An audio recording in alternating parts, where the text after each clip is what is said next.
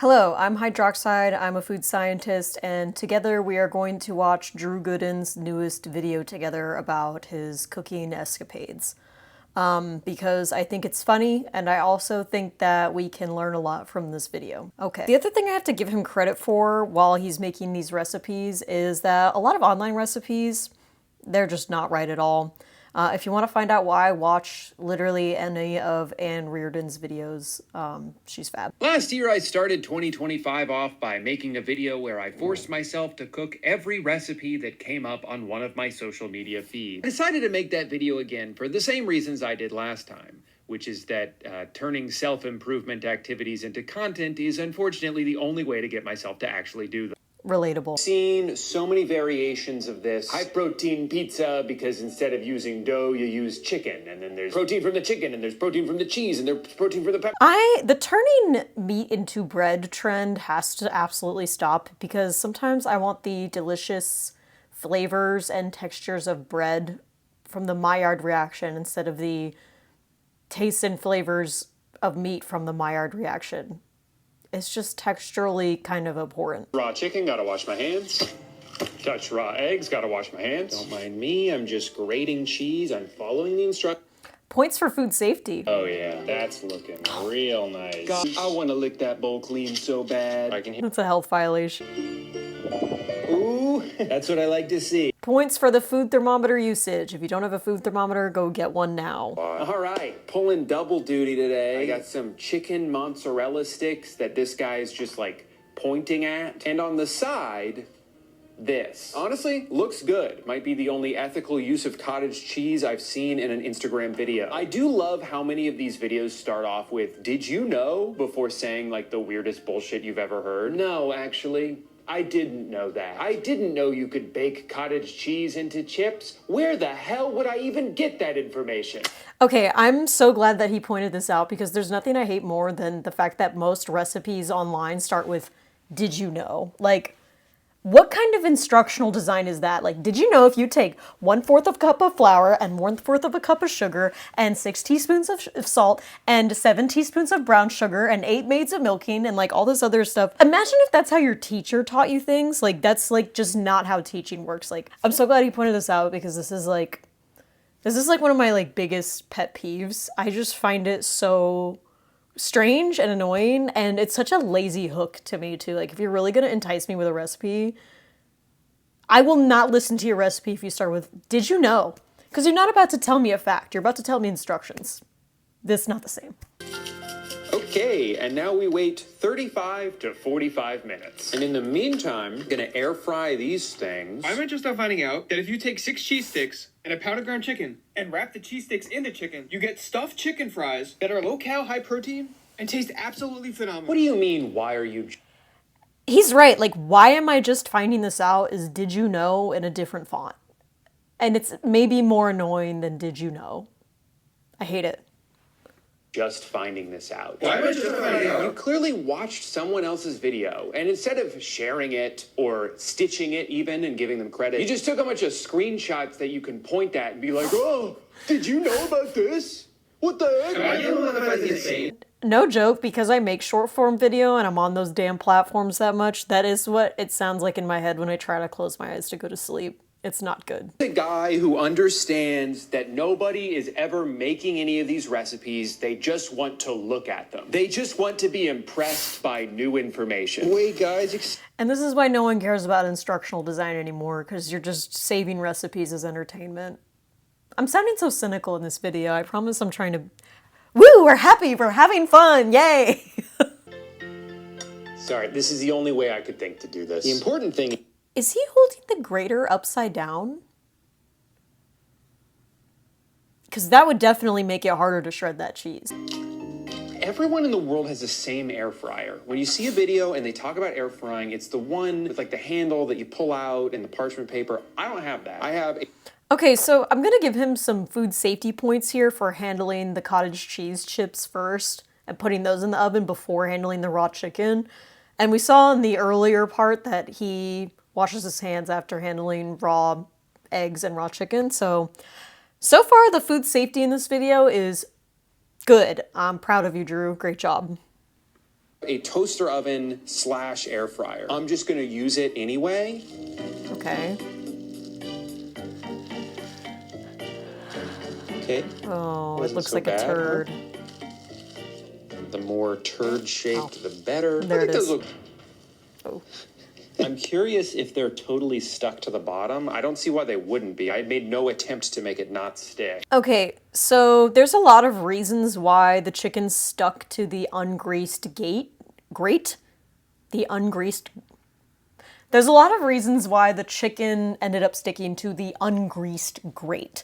A huge one is that the protein in the chicken will interact with the metals that are in the grate. Since a lot of protein-rich foods usually want to interact with the metal ions or like the metal molecules that are in these things, you know, if they come in contact with iron, they might form a complex with them. Whether you're adding fat or oil, it essentially creates this like limit to the amount of metal ions that will bond with the proteins. And also adding fat and oil covers up those micro crevices in the grate or in the pan that you're using. So there's just less interaction of protein to pan. This is especially important if you cook with stainless steel or cast iron, but that's just one reason why like fats and oils are so essential during cooking and making sure things don't stick.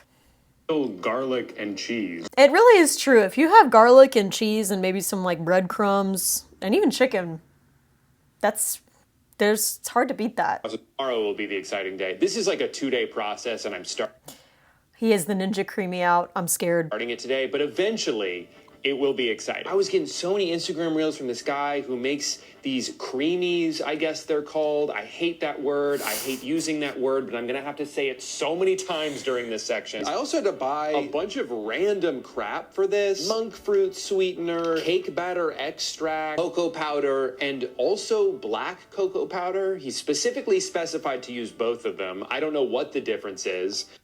So, cocoa powder versus black cocoa powder, what's the difference? The main difference is that black cocoa powder is alkalized, so essentially it's treated to reduce the amount of acidity in the cocoa powder. It's usually treated with like something like potassium carbonate later in the process, so that's why it turns such a dark black color compared to like normal cocoa powder. It also changes the flavor a lot because you're putting it through this process. The flavor makes it less like Hershey's chocolate and more like an Oreo cookie, just the cookie kind of flavor. If he's going to make an Oreo flavored item in this, he will probably use the black cocoa powder. I guess they listen to different kinds of music. And of course, none of this would be possible without Xanthan gum.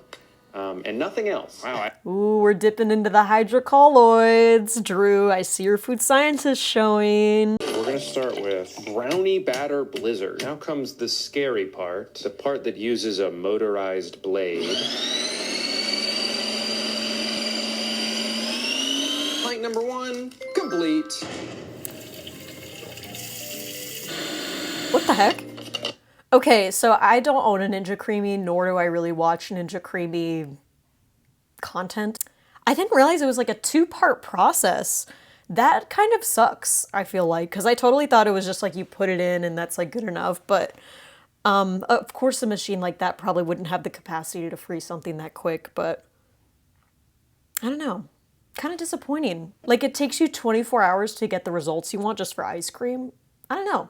I guess this is for like meal prep people, which I love a leftover just as much as the next guy, but yeah, I don't know about this. A little bit less like ice cream and more like a tall poop donut, but I don't hate it. To be clear, it very much does taste like if you turned a protein bar into ice cream, which is to say it's kind of good, but not as good as the thing it's pretending to be. I've worked in plant-based protein, and when I was like making whatever the hell I was making, so many people from like the higher ups were like, we need to add more protein and make it taste good. And anytime we met their protein goals, they were like, that tastes terrible. What is wrong with you? And it's like, you guys, I think we've bent protein too far into submission and we need to give it a break. We have like broken protein at this point. People are expecting like protein products now to taste like all of their favorite junk foods. And it's like, guys, I love food science, but it can only do so much. I'm sorry. Well, I just made a horrifying discovery while editing this video. I made 3 of these creamies a few days ago. This raspberry cheesecake one just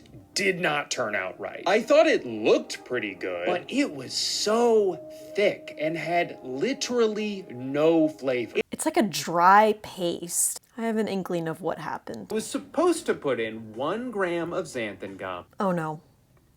and 40 grams of artificial sweetener. And instead, I put in 1 gram of xanthan gum and then another 40 grams of xanthan gum. That was only 17? Now, if you don't know what Oh my god. Ew. Okay, I'm cracking up because I've experienced this before. Drew, I just want to say that we've all read a formula wrong in our life. There's nothing wrong with your food science status. However, I know that xanthan gum really only works in low percentages, but at this percentage, which I'm assuming is anywhere between 20 to 50% of your recipe, that is like shocking and abhorrent. And I feel bad that you had to go through this, but don't know what to say, but it happens to all of us at one point. That's why it's good to print things out and read them. That's happened to me too.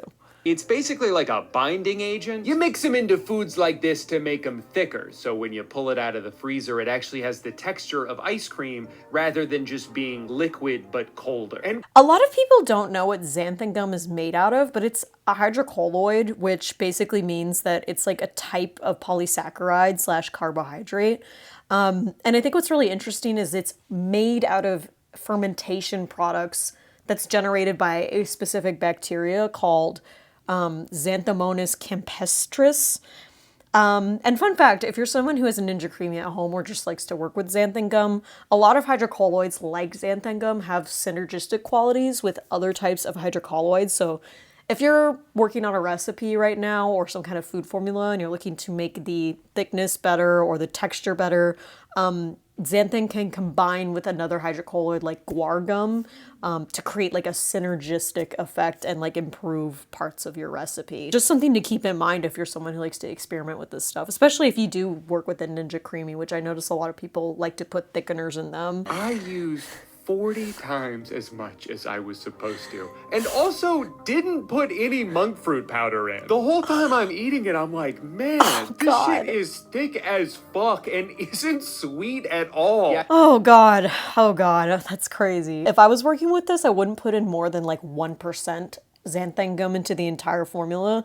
And just to clarify, 1% is very high in a formula already. So no wonder this turned out disgusting. And it's also no wonder that he didn't think twice about this, because when you make a xanthan gum with water, it turns into something called a shear thinning fluid. So essentially, when you mix both of them together, and you're mixing it with the motorized thing, it becomes more runny, like it becomes less thick.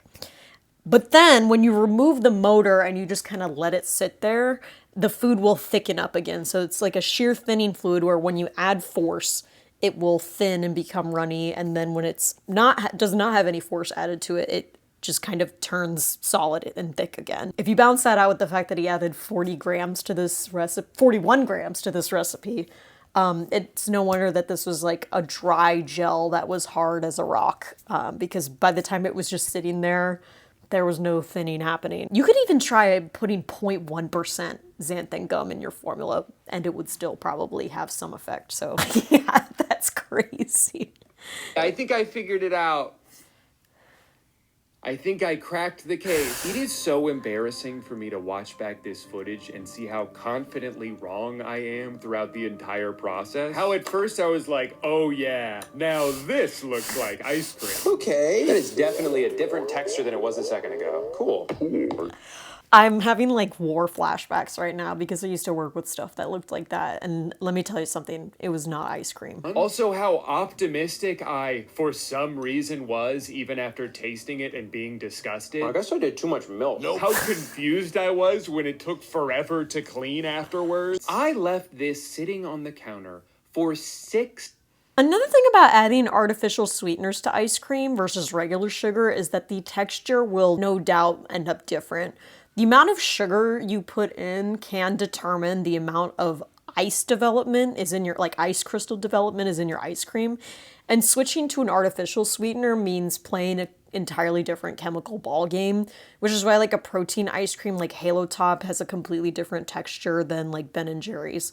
Not that he put any artificial sweetener in this, but yeah, just something to know. And when I came back, it looked exactly the same. Whatever this is, it is not ice cream. This feels like the beginning. No joke, this mixture looks like the first 3 years of my career. That's not even a joke. If you know, you know. Of a sci-fi horror movie. Like, if I don't dispose of this properly, it's going to come to life and kill me in my sleep. So actually, he's not wrong about a food science horror movie being a thing. There's one called The Stuff that I watched, and it's about like an evil food product that makes everyone like go crazy. What the hell? I just want to eat something normal. I'm just kidding, man. It's my favorite one so far. You know what? I also love mustard. I would eat that. To the oven. Now, you would think with a 2-ingredient recipe, I couldn't possibly mess it up, right? How far could I stray from something so simple? Well, one, I was not about to spend 45 minutes grating an entire block of Parmesan, so I bought a prepackaged kind. And also, it's not even just Parmesan. It includes 2 other cheeses. So if it turns out bad, we know who to blame. So many 2-ingredient recipes on like Instagram and TikTok are kind of full of shit anyway. Like those videos, that recipe doesn't work. Delicious. Freeze for 2 hours. Okay, I'm looking at this recipe and I'm, first of all, bothered by the fact that it says 6 ounces of cheese but 65 grams of egg whites. I don't know, pick a lane maybe. Are we doing metrics or imperial? God, that's a lot of cheese in there, isn't it? It's like mostly cheese and binder, which is egg whites. I think that turned out pretty good. That'd be like a cute appetizer, I guess. Milk time! This is the amount that I was supposed to put in last time. Jesus Christ. And not that this had as big of an effect on the final That's like what the best part of being in the kitchen or being on the bench is, so yeah. outcome, but I also forgot to put a pinch of salt in the last time. Crisis averted. Oh, well, actually, no salt actually makes a huge difference in ice cream. If you've ever done the ice cream in a bag experiment, you would know salt is all about the freezing point. I guess you're gonna put it in the freezer anyway, but really, salt is one of the strongest forces you can add to food, and I'm not even joking about that. Like my bangs look so weird. They're like forming a circle. But like the ionic bonds that come from things like salt and other types of salt, it's not to be messed with, that's for sure. Dogs long ways or hot dogs short ways? I feel like any type of hot dog plus puff pastry style recipe is like, for all of my Midwest watchers, like you guys just cracked your fingers and was like, I'm ready for this one. I've been waiting my whole life for this. But you know what? I do have a bunch of random-ass condiments. Surely one of these will be good. And now I've got a whole flight of hot dogs. His cooking's so bad, I don't even have any respect for him. I hate that guy. That guy's the worst. You're like, okay, kids, a funny joke. And they're like, no, Dad, we're dead serious. Some of the stuff you usually feed us, we have to pretend to eat it. Because if we actually eat that, we'd be in the hospital. Overall, I would say that was good. I think there's a lot to be learned from videos like these. I know he's sort of poking fun at himself for like being like a bad cook or like, you know, the title is I am the worst chef on YouTube, but it's so true that like being in the kitchen and experimenting like this is like a really great way to learn food science on your own. And even though he didn't necessarily like point out all of the technical aspects of this like I did, like the power of observation in your own kitchen is seriously something that you should always utilize. If you see something, smell something, feel something, and it doesn't feel right to you, or it does feel right, you should learn how to trust that. There's this concept that being scientific with cooking is like very strict and has to be very technical, but food science exists in this weird realm between being artsy and creative and being very technically minded and scientific. So that's pretty much it. Follow me on Substack and keep doing food science. Food science is awesome. Thank you guys.